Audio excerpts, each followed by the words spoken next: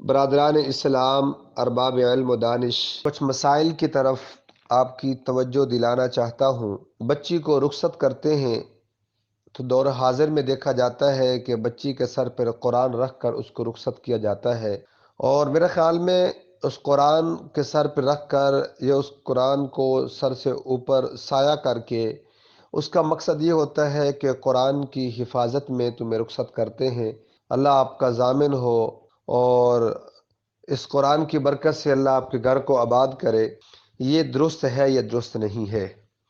جواب اس کا یہ ہے کہ پوری زندگی جو قرآن نہ پڑھے اور الماری میں قرآن کو سجا کر رکھ دیا جائے اور اس کے بعد رخصتی کی وقت قرآن کو اوپر کیا جائے، یہ بالکل جہالت ہے۔ قرآن اور حدیث سے اس کا کوئی تصور نہیں ہے، کوئی دلیل اس کے یہ نہیں ہے ان لوگوں کے پاس کہ ایسا کرنے سے کیا یہ ہو جاتا ہے۔ اصل میں یہ ہے کہ قرآن کو پڑھا جائے، قرآن پہ عمل کیا جائے، قرآن کے معانی کو سمجھا جائے اور قرآن کی تفسیر پڑھی جائے، اس کی زیارت کرنے کا ثواب ہے، اس کو پڑھنے کا ثواب ہے، قرآن کو سینے سے لگانے کا ثواب ہے۔ یہ نہیں ہے کہ آپ پوری زندگی قرآن پڑھیں نہ، جب رخصت کی ٹائم ہو تو قرآن کے سائے میں اسے رخصت کیا جائے۔ لہٰذا کریں یا نہ کریں، بلکہ ایک قسم کی یہ ایک رسم بن چکی ہے، جہالت بنتی جا رہی ہے، اس سے بچنے کی کوشش کرنی چاہیے۔ اس کے بعد یہ ہے کہ نکاح کے وقت بعض حضرات جو ہیں یہ کلمے وغیرہ پڑھاتے ہیں، کیا یہ کلمے ضروری ہے یا نہیں؟ اس کا جواب یہ ہے کہ نکاح کے لیے کن چیزوں کا ہونا ضروری ہے، سب سے پہلے اس چیز پہ غور کیجیے گا۔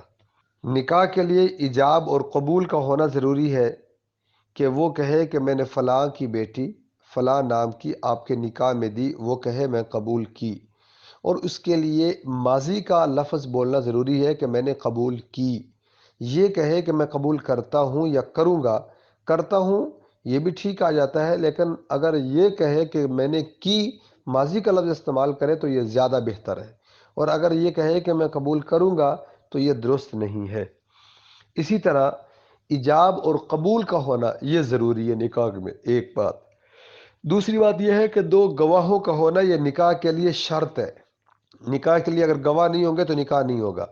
دو گواہوں کا ہونا یہ نکاح کے لیے کیا ہے؟ شرط ہے۔ اور اس کے بعد جو خطبہ ہوتا ہے، یہ خطبہ جو ہے یہ سنت طریقہ ہے، اگر نہ پڑھیں تو پھر بھی نکاح ہو جاتا ہے، یہ بات ذہن میں رکھیے گا۔ اگر کوئی اگر نہیں پڑھے گا تو اس کے خلاف فتوے لگانا شروع نہ کر دیں۔ دین بہت آسان ہے، تو اس لیے لوگ جو ہے باتیں کرنی شروع کر دیتے، کیونکہ پوری زندگی انہوں نے ایک طریقہ ایسا دیکھتے آئے ہیں، سنتے چلے آ رہے ہیں، ان کا خود نکاح ہوتا ایسا ہوا ہوگا۔ تو اب جب ان کے ایسے اتنے سال میں چیز انہوں نے دیکھی ہے، اب اگر کوئی چیز کے مخالف ہو جائے تو وہ ان کے ذہن کے اندر بھی بڑے تجسس پیدا ہو جاتے ہیں۔ اور ایک اور بات میں آپ کو بتاؤں، اصل میں پہلے خطبہ ہے نکاح سے، ہم تو ایجاب و قبول کے بعد اس کے بعد خطبہ پڑھتے ہیں۔ سنت طریقہ کیا ہے؟ نکاح سے پہلے خطبہ دیا جائے، اس کے بعد ایجاب و قبول کیا جائے۔ اور یہ کلمے وغیرہ جو پڑھاتے ہیں، بات یہ تھی کہ یہ ضروری ہے کہ ضروری نہیں ہے، تو اس کا جواب یہ ہے کہ یہ کلمے وغیرہ بالکل کوئی ضروری نہیں ہے۔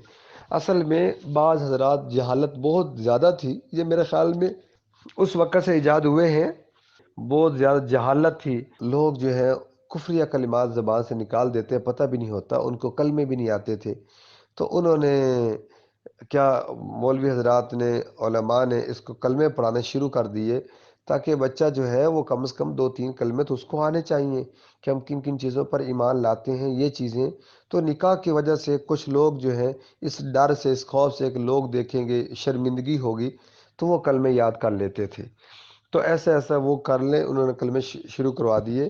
بہرحال اگر نہ بھی پڑھائیں تو بالکل نکاح درست ہے اور جائز ہے، اور اس میں جو قبولیت ہے اس میں کسی قسم کا کوئی فرق نہیں آئے گا۔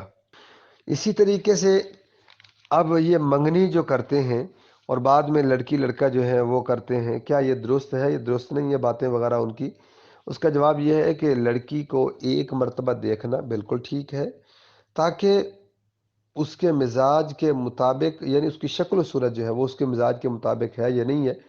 اگر وہ نہیں ہے تو ایک دفعہ آدمی وہ دکھا سکتا ہے، نہیں ہے تک اسی وقت وہ اس کو دور ہو جائے، تاکہ بعد میں جو انتشار نہ پھیلے کسی قسم کا، اس سے بچنے کے لیے، یا کسی معتمد عورت سے وہ اس کو وہ جا کے دیکھ لے اس بچی کو، اور وہ آ کے بتا دے کہ وہ ایسا ہے تو پھر بھی درست ہے، اس میں کسی قسم کا کوئی حرج نہیں ہے۔